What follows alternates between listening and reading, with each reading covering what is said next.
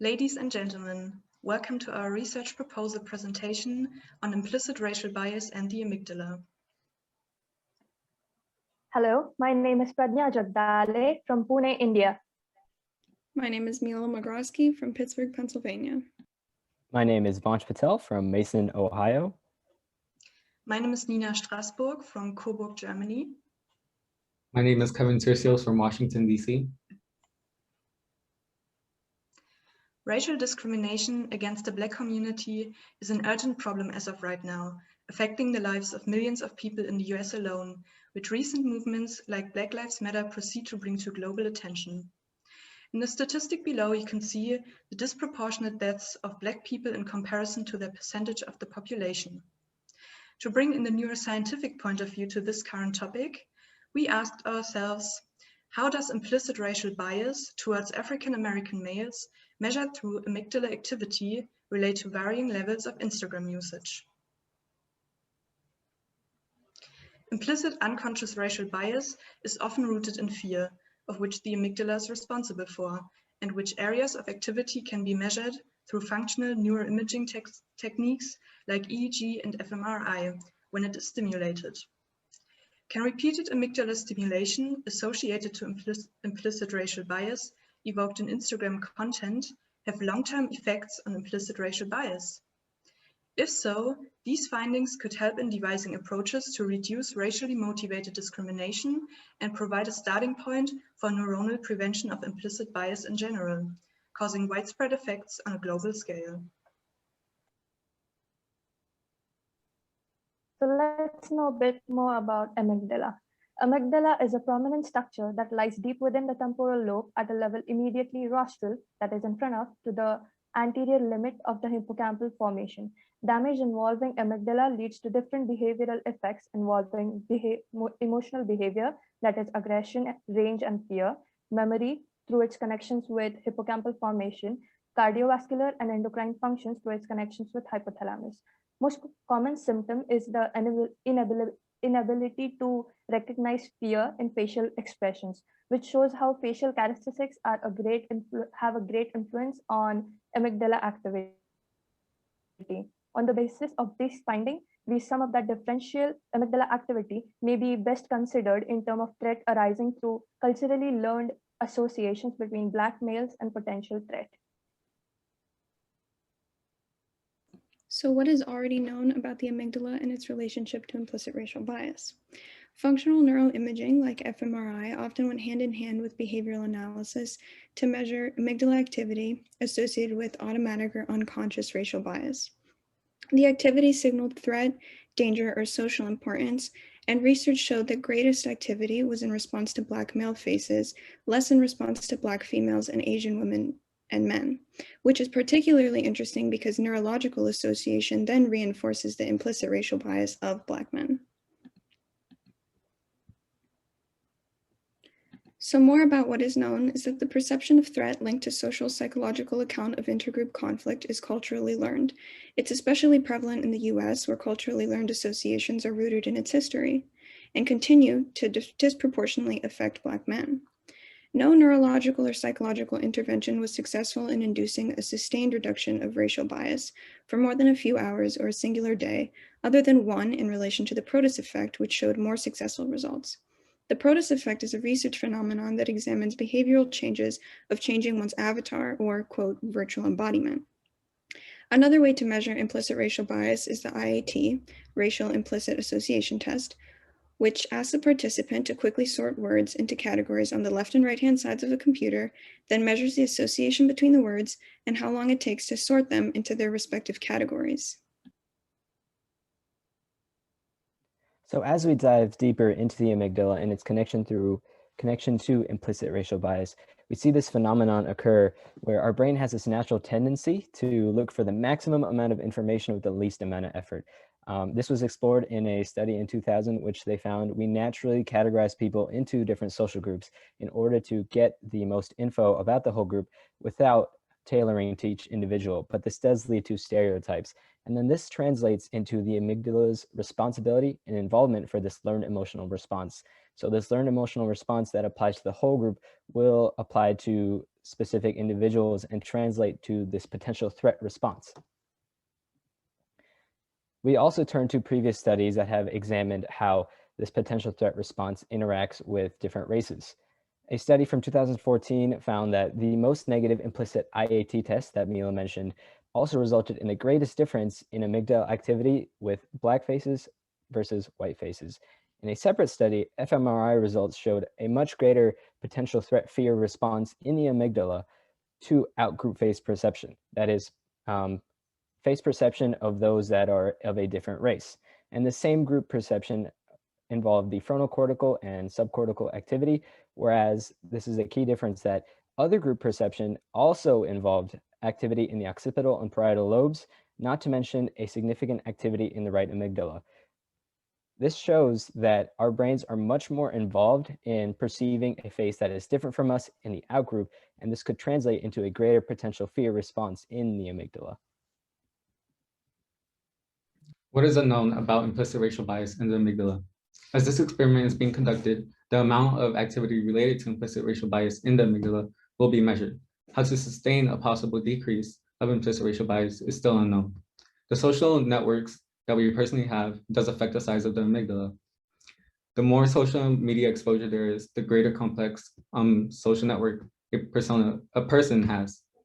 Causing the amygdala to enlarge, this could possibly have an effect on the racial bias people will have when conducting this experiment. There's no telling whether this will be as effective in reinforcing or diminishing implicit racial bias.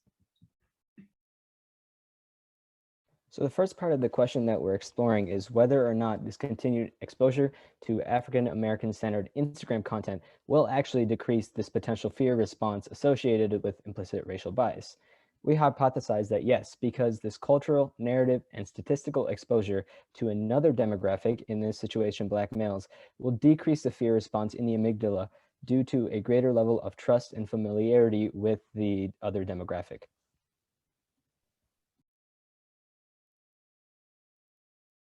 The second part of our question is how amygdala activity, which is associated with the implicit racial bias, differ in those who are exposed to racially sensitive content more frequently as compared to those who are exposed to it less frequently.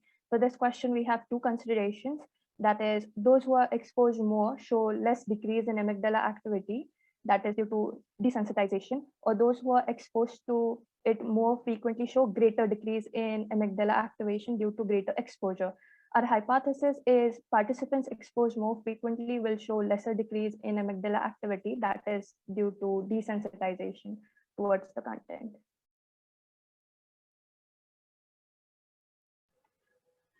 We propose a successive multi-level experiment in which subjects are asked to undergo an amygdala fMRI while participating in a so-called race IAT before the experiment, which Mila will talk more in depth about. The subjects will be split into sample and control groups, and the sample groups will be subjected to 21 days of controlled Instagram exposure, which Vansh will explain shortly. The tests will be repeated afterwards, and an analysis will be conducted of before and after test results of both groups. The subjects are Caucasian male volunteers between 18 and 25 years old from all around the US, which will be acquired through a social media appeal, and who will be told that the official aim of the study is to research neurological effects of social media use. The participants will be split into two groups, dependent on their median social media use, with a threshold of over or under 21 hours a week, which equates to around 3 hours a day. The two groups will be further divided randomly into evenly numbered sample and control groups after the initial fMRI and IAT, regardless of the test results. The two initial components are the IAT and the visual stimulation experiment. So just to reiterate, an IAT asks participants to quickly sort words into two categories that measure association between the words and the time it takes to move words into groups. For example, old, good, young, bad, right? So the fMRI then would be the second part, which would measure the amygdala activity in response to visual stimulation. The program would be ran twice while the participant is in the fMRI scanner with a break in between. So the stimulation would present faces of Black and white people to self-identified white participants. We would alter facial expression, for example, angry, neutral, happy, because anger normally correlates to a larger fear response. We would record the neural activity and then allow for a 10-minute break and repeat the program.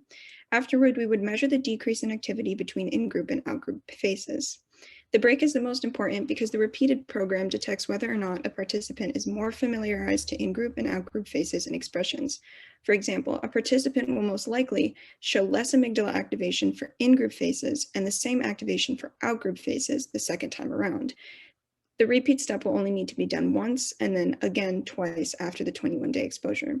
So it can be seen in the example at the bottom, which greater familiarity equals faster adaptation of responses, therefore enforcing that implicit bias because you are not as familiar with a face of a different race. So to elaborate on our 21-day research period, we want to have this controlled Instagram exposure.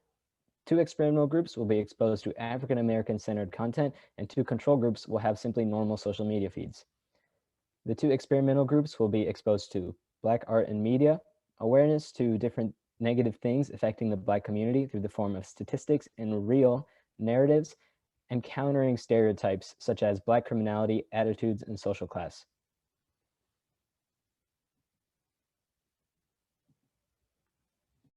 Arguments for refuting results. There is yet to be a permanent solution for decreased implicit racial bias. Most older generations do not know how to use modern technology and social media, and this could possibly affect the results, or they can have lower results than younger generations. This experiment may not have a lot of volunteers, making this experiment results focus on a smaller group. Adding on to the results focusing on one group due to limited volunteers, since we are testing on Caucasian males, there is no possible way we'll know how this experiment may affect other ethnicities if it does expand. There may be a fear decrease related to the amygdala, but there may be other outside sources decreasing activity in the amygdala that we are not aware of.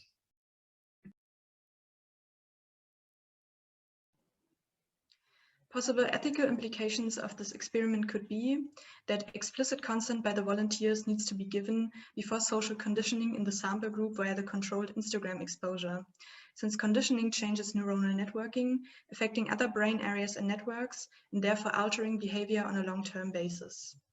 That is why psychological support should be offered to the subjects during and after the experiment for professional monitoring of potential behavioral changes. The social media content that sample groups are subjected to needs to be strongly controlled so as to not spread misinformation about the Black community and to avoid related negative implications for this part of the population. If large-scale conditioning were made possible with this method, institutions like governments could force people to undergo such experiments in favor of the greater good in the near future, which would have big consequences on various levels. Furthermore, potential stigma on the amygdala could arise, since it would be held solely responsible as the origin of implicit racial bias. This experiment could have equally large implications for our legal system. If you look at the graphic to the top right, from the US Department of Justice in 1991, 28.5% of Black males were expected to be incarcerated at some point. And this is clear racial profiling in our judicial system. And after finding possibly that social media exposure is reducing this implicit bias, we could possibly have a use of it as a program to condition racial bias. We can also see that after finding the same results, it could lead to greater background checks for implicit biases of police force to ensure more just interactions between police and citizens. A big question that is raised is would it even be legal to require or recommend this kind of conditioning? And obviously in our study, we would have volunteers, participants, but this could be validated for the sake of the greater good that Nina mentioned. However, a big stipulation is that it is unvalidated due to the infringement of individual rights, namely freedom of speech and expression. And finally, we have the social implications. So social media's influence power is already great, but considering it could have the possibility of conditioning people's biases, it increases the danger of inaccurate information. It poses the question, will the use of social media to condition people get out of hand? Could unauthentic information be then used to influence the youth? A greater influence also equals greater responsibilities for content creators. It can make it harder for creators to share what they're thinking about more sensitive content matter, and in the opposite effect, could make creators put out content that negatively affects the audience in favor of negative biases. On a larger scale, though, it could decrease the stigmatization of Black, Indigenous, and other people of color.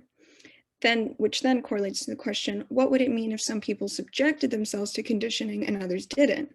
What kind of people would choose to not decrease their implicit racial bias, which could possibly create a further gap in the social structure of different communities? All right, and that's it. Thank you for listening. Special thanks to Dr. Giordano, Dr. Worsman, Dr. Coles, Dr. Henrik, Dr. Shook, Ms. Thompson, Marshall Bailey, Morgan Beal, and the rest of the LI staff, especially our team lead, Justine. Wonderful panelists. Thank you for coming to the call and telling the students your thoughts on their presentations. We would love to hear from you now. Wonderful. Well, let me just start with a rousing round of applause. That was outstanding. So the way I usually evaluate any presentation, irrespective of whether it's given by our leadership initiative students and scholars or whether it's given at an international conference, is usually the content, in other words, what's in there, the presentation itself, and that's each of the individual members or the single person who's giving the presentation in terms of its flow, its clarity, the teamwork. I mean, when there's more than one person who is presenting, it should be a cohesive team. And then the overall quality. In other words, how do all of those things come together in something of an almost, I don't know, ephemeral sort of way, an aesthetic way, in a way that may be in some way inexplicable. You know, how does it sort of gel? The flavor, right? So what I like to do is I like to sort of take a look at this and rate them from, let's say, 1, where 1 is didn't do much at all, to 5, where like blew it out of the park, or 5+. So let me tell you what I thought. In terms of the content, bingo, you guys are right on 5. This is a really deep dive. I mean, please understand, we really weren't doing just neuroscience these past weeks. I mean, we were looking at leadership issues, but you brought a major social issue to the fore to help us to understand how a neuroscientific, coupled with a psychological approach, could be very useful in the socio-ethical, legal, and even political domains. The presentations were great. I mean, each and all of you were absolutely stellar, flawless, spot on, clear, concise, articulate. The teamwork, I couldn't have asked for anything better. I mean, this would be the kind of thing I would expect out of one of my professional teams. So overall, in terms of your quality, you guys nailed it. Outstanding, outstanding. I now defer to my expert colleagues for their thoughts and their ideas. The only suggestion I would have to you, content-wise, is, you know, since you were aiming to recruit Caucasians, right, and obviously what you're looking for is implicit bias, and you're looking for a very specific implicit bias between Caucasians and individuals who are Black. And the other issue is that, you know, are we still using the BIPOC term, or are we using Black, Latinx, Asian, and Indigenous? It makes no difference. The one thing you might consider is the idea of what's called an attribute treatment interaction. This has been some of the work in the past that has been explored by the researchers Caspi and Bell, and also that Professor Coles has done with Professor Dr. Wallach, and you met Professor Wallach. The idea of, are there attributes that people have that may affect the treatment, the test? And one of the things that may be instrumental is individuals' prior or current exposure, experience, and or involvement with people of other races, other ethnic groups. So just being white might be okay, but let's just say you have someone who's white who has a significant other who is of a different ethnic group or race, or was literally raised by, let's say, a Black family. Well, what you might find is perspectively, their orientation is going to be different, which may then sort of skew where your results are. So it might be important also to go one step further to ascertain if these individuals have any prior experience, exposure, or involvement. And that would then give you a deeper view that you could then analyze, for example, using something like multifactorial analysis or something like analysis of covariance. So that's all I got for you. I mean, that's so minor, but I think what happened is you do this study first, right? And then you would build up on the next one and the next one and the next one. So the mark of a successful study is its sustainability. And I think you guys nailed it there too. Team, over to you.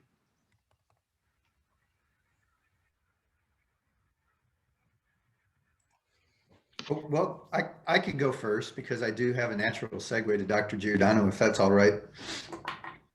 What really impressed me was you've captured that sense of the social brain that I think you certainly would have heard in my presentation and certainly in others, because it wasn't just sort of a one shot. We're not just measuring one thing.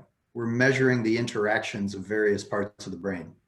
And that allowed you to tell us very succinctly, very clearly, great applause for this, how you would go about doing truly controlled experiments. And they can get endlessly more nuanced, but I think you hit the nail on the head with trying to make sure that setting up your experimental controls would give you the kinds of results that are actual measurable, concrete information instead of head-scratching results.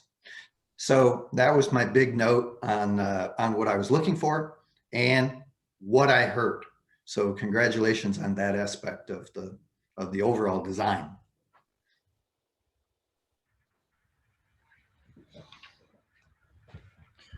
Right.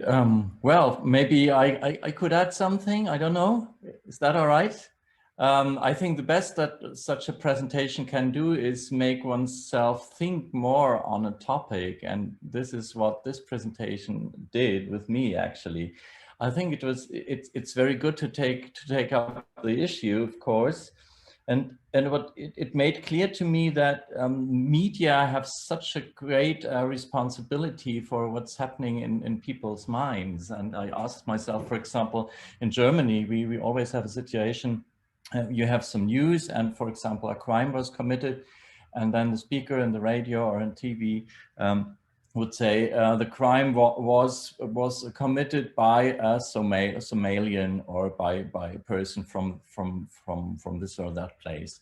And I always ask myself, is it okay to mention that, or is that already something that reinforces something like a racial bias? Because on the one hand, it's true, maybe it's a fact, but then what has it got to do with the crime itself? So should it be held back or should it be communicated? But if it is communicated, it always should be added to any kind of news on crimes, you know? So I can solve the problem now, but I just wanted to say that it really makes me think, and I think it's this is wonderful to take up the issue. So compliments from my side to all of you. Thank you very much. Wonderful. And we could have just one more commenter, and then we'll be done with this team and move on to the next. So I definitely want to make sure that I have a chance to comment to this team. Guys, you did a very, very good job with that. Great presentation, good organization. You definitely added things to the background. It was very in-depth. The one really comment that I would add when talking about it. So with your content for social media, so you mentioned countering stereotypes, right? And I think we had talked about this a little bit together, but it's not clear from that whether you mean things that address stereotypes explicitly in order to debunk them, or whether it's simply content that defies the stereotypes. And what we find is actually when you counter argue something that isn't already established in the brain, you reinforce it. So some of the work done by the Narrative Networks program that DARPA funded years ago, and other elements in social neuroscience have shown that. So my only minor comment would be to clarify that content would simply be content that defies the stereotypes rather than specifically explicitly counters them. Well-timed, well-divided, great presentation. Let's also hear from Professor Coles and Ms. Thompson very quickly in terms of what they thought.